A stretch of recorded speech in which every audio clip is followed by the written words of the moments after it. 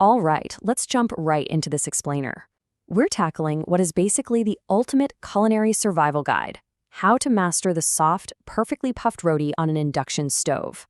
If you've recently made the switch to induction and you're frankly struggling to get your daily bread right, you're in the exact right place. We're going to break down the science, the hardware, and the specific techniques you need to nail it.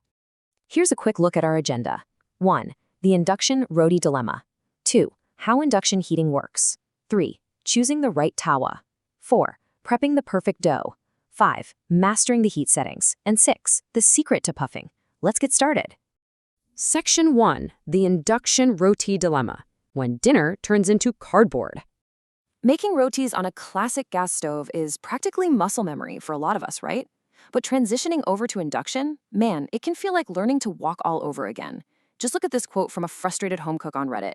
They point out that the first two come out nice, but by the third or fourth, it starts looking like a papadom. Honestly, if your rotis are coming out great at first, but suddenly turning into rock-hard discs, I want you to know you are absolutely not alone. It's a huge pain point, but the good news is it's completely solvable. Moving to Section 2, how induction heating works, the invisible laser beam.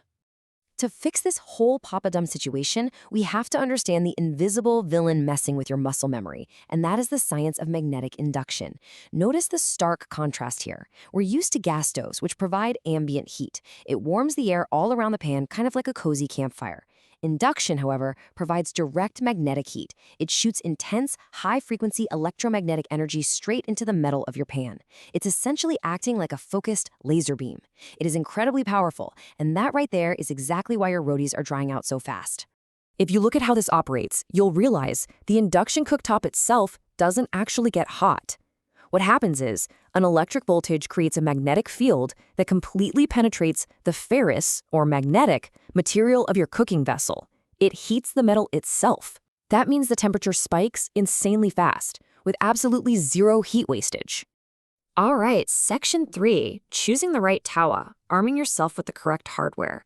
Because of how that laser-focused magnetic energy works, you just can't fight a new battle with old weapons. Your hardware is crucial. Your tawa absolutely must have a flat magnetic bottom, and ideally be between 12 and 21 centimeters in diameter, just to register on the stove correctly. So pure aluminum pans, ceramic pots, anything with a curved bottom, those are totally out. Oh, and if your pan wobbles even a tiny bit, it is not going to heat evenly.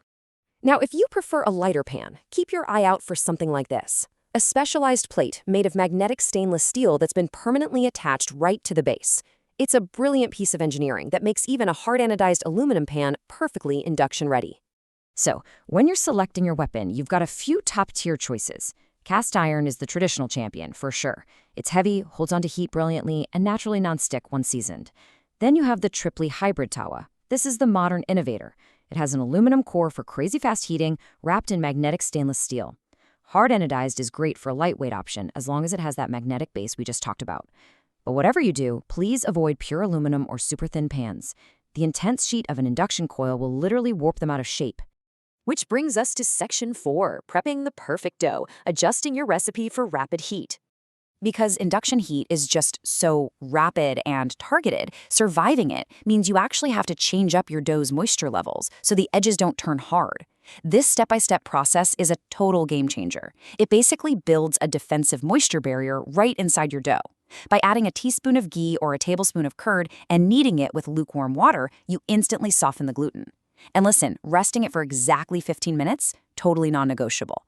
This specific prep gives your dough the elasticity it needs to withstand the rapid heat without turning into a giant cracker. Next up, Section 9, mastering the heat settings, taming the magnetic beast. Okay, this is the most critical adjustment for induction cooking, and honestly, it's where most people trip up: translating your gas stove intuition into induction wattage. You might actually want to take a screenshot of this. It's derived from the Hawkins manual, and it's basically your golden cheat sheet for heat mapping. Look at this. Medium on a gas stove translates to roughly 800 watts on induction.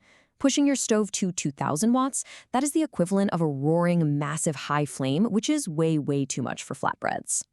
So how exactly does this solve our Reddit users' papadum problem from earlier?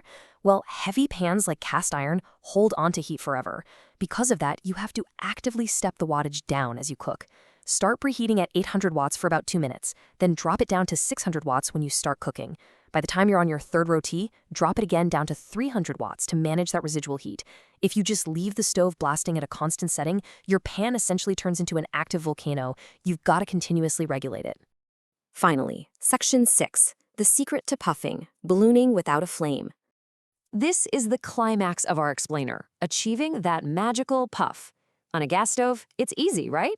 You just toss the partially cooked dough right onto the open blue flame. But on a perfectly flat glass induction surface, we need a new trick.